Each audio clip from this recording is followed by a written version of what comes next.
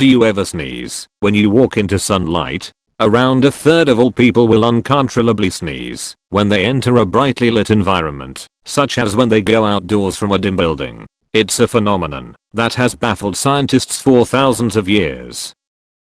Sneezing is one of your body's reflex actions, which occur when your muscles respond automatically to a stimulus without conscious movement. Sneezes are a reactionary response. They can be caused by a number of different stimuli, but usually happen due to nasal irritation. However, in the case of the so-called photic sneeze reflex, the sneeze is triggered by looking directly at a source of light. Researchers have proposed various theories to explain exactly why this happens, although none have ever been widely accepted.